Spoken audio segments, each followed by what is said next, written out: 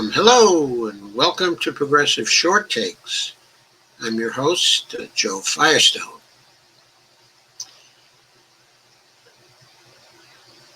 Okay, I have a question to ask in this particular short take, and the question is, how about a Nobel Prize for Cuban doctors? That is to say, a Nobel Peace Prize, specifically.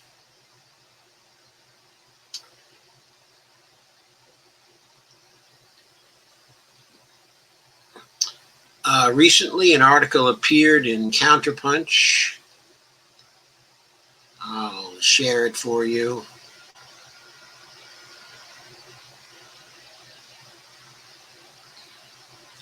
It's called The COVID Heroism of Cuban Doctors, and it was written by Eve Ottenberg on August 28th of 2020. And she points out that with COVID-19 roaring through the United States, now is a good time to discuss Cuban healthcare, she says. And I think she's right. It's about as different from the American variety as possible. It's not for profit, it is socialized. It does not first resort to expensive medical technology. Its doctors live among the people, like in Haiti after the earthquake, not in luxury hotels like American doctors. It does not rely on the thinking that there is a pill for every ailment. It is successful. Cuba suffered 88 deaths from COVID and has 3,408 infected people, and the 3,408 infected people have not gone bankrupt receiving care.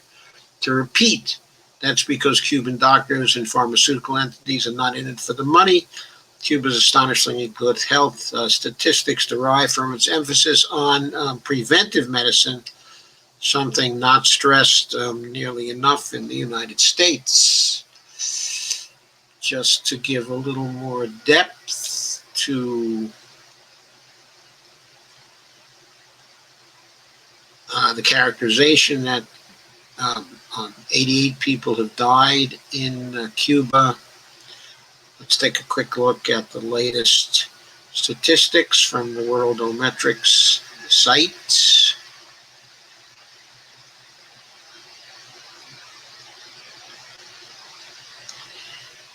Cuba, of course, is at the bottom of this list in deaths per million, but let's get the deaths per million figure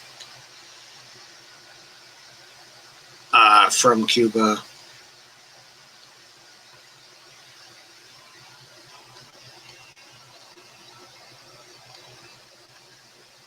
It will just take a moment.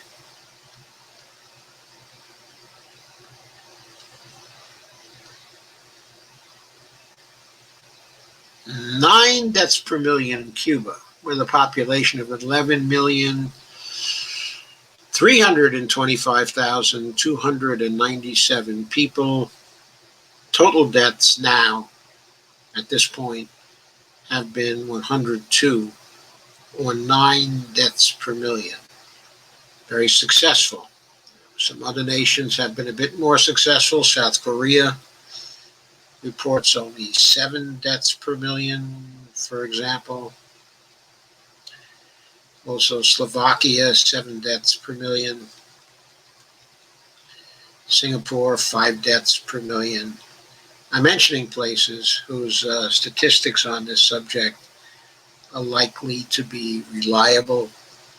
In New Zealand is at 5 deaths per million.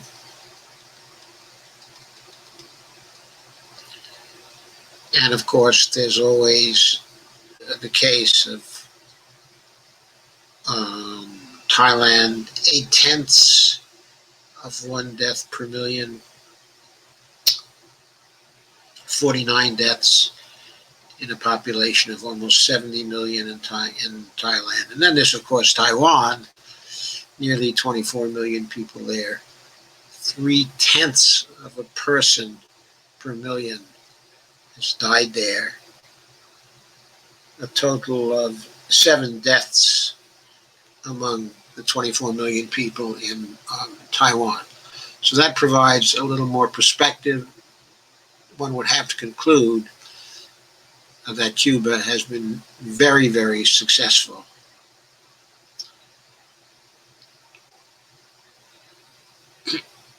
Going on, Cuba's medical achievements have enabled it for decades, despite devastating and criminal economic sanctions from the U.S., which, by the way, have been criminal from an international law standpoint. They can rank as a collective punishment, which is an international war crime committed against the Cuban people by the United States. Despite devastating and criminal sanctions from the United States, Cuba's managed to send tens of thousands of doctors and nurses to poor countries around the globe. When COVID slammed the world, Cuba was ready. Its medical brigades went to Italy when that country was hardest hit. How many doctors have we sent to Italy? And its doctors received a standing ovation when they arrived in the airport, says the author. Interferon alpha 2b, which is a medicine that Cuba developed based on some work that was done here in the United States some years ago, in the 1980s actually. Okay, but Cuba has since developed interferon alpha 2b continuously, showed so much promise with COVID patients in China back in January that 45 countries have since requested it from Cuba. But there is no mention of this COVID treatment in U.S. media.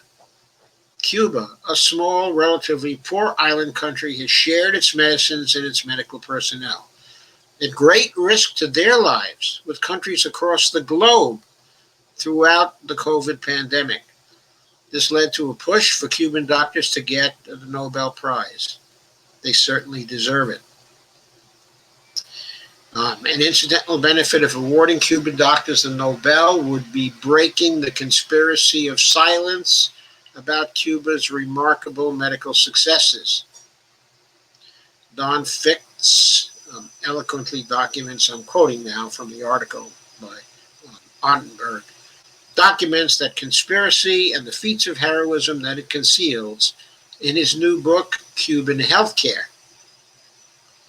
Quote, since 1961, over 124,000 health professionals from Cuba have worked in over 154 countries.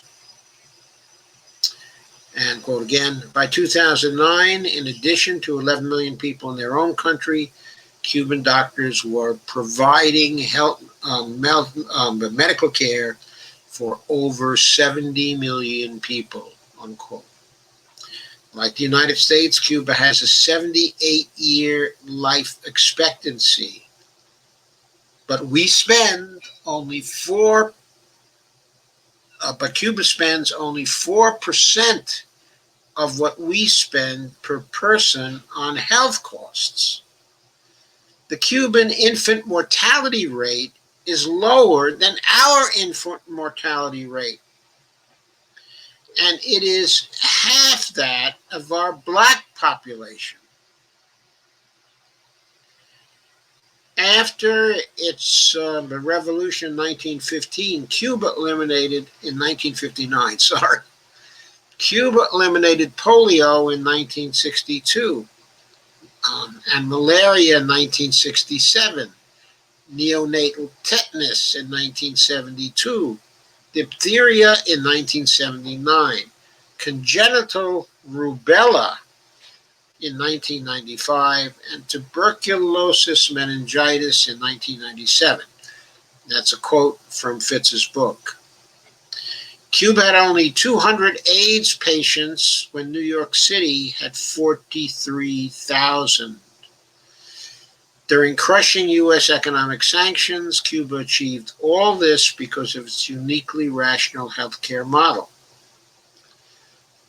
Instead of reserving care only for the affluent few, as in the United States, Cuba provides it to everybody free. It does so through its family doctor program begun in 1984. In this program, each doctor and nurse team, quote, included 600 to 800 patients within 2 to 3 square blocks in most cities and towns. The teams were required to see every patient at least twice a year. These new family doctors were very different from the old general practitioners. That's another quote from Don Fitz.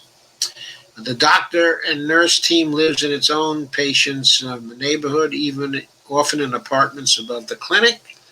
They frequently walk to patients' houses or apartments to examine them or treat them at home.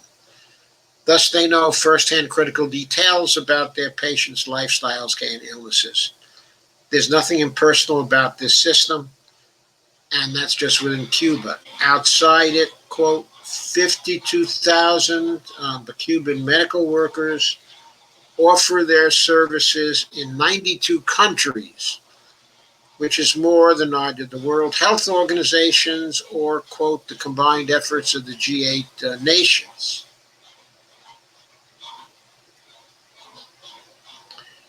Now, hang on just a second. I'm getting a little bit of noise from my kitchen.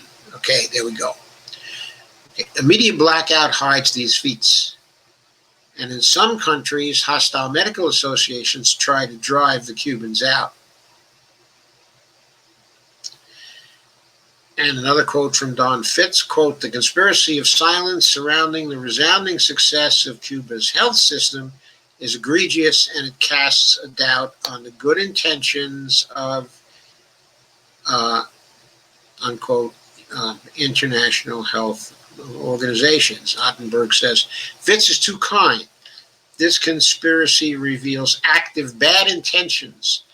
Those were never so fully on display as during Hurricane Katrina, when Cuba offered to send 1,500 doctors to New Orleans. The Bush administration refused, revealing, as Fitz comments, that the U.S. preferred needy Americans, in many cases black Americans, to die than to accept help from Cuba, and thus concede the superiority of Cuban medicine. Same thing happened with COVID-19. As the lousy U.S. for-profit healthcare system, this is what Ottenberg says, I agree, as the lousy U.S. for-profit healthcare system has led to over 175,000 deaths. It's now over 194,000 deaths. Let's get the latest figure just to clarify that.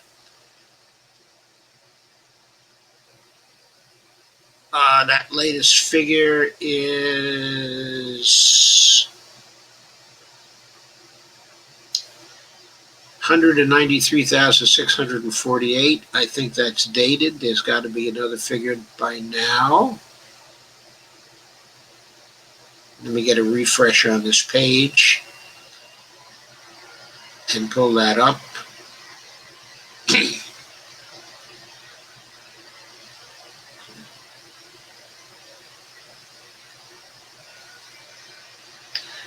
Sorry, internet's a little slow today, even though I'm directly connected to it.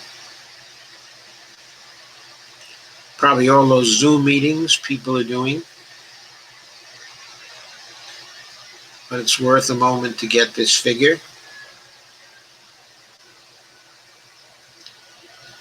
193,652 is the latest figure from the Worldometer site, and we're at 584 deaths per million.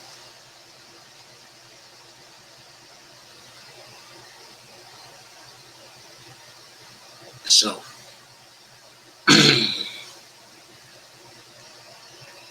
back to our article. Cuban medical personnel have traveled the world saving lives, just as they did after Chernobyl, when Cuba took in 25,000 Ukrainian patients and treated them gratis for years. treated them for illnesses caused by Chernobyl for years. 25,000 Ukrainian patients for nothing. For many in the global south, the only doctor they'll ever see is a Cuban doctor. And in these COVID-ravaged times, Cuban medical workers risk their lives to save those of patients in other countries. For this alone, Cuban doctors deserve praise and recognition of their heroism. What better way than awarding them the Nobel Prize? I cannot but completely agree with this article by Ottenberg. This is real heroism. It is a real international effort to foster peace. Of course, the Cubans gain in terms of good relations, with other nations. But for those doctors who go, it is heroism, true heroism, and dedicated effort for years and years, and years. And it testifies to what a national health service system of medical care can do, not only internationally, but in Cuba, of course. The wonderful job they've done with a nation that is, relatively speaking, dirt poor, that is victimized year after year after year by crippling economic sanctions from the United States. What they've accomplished is just incredible. They are heroes. They should get the Nobel Peace Prize. So that's it for this short take.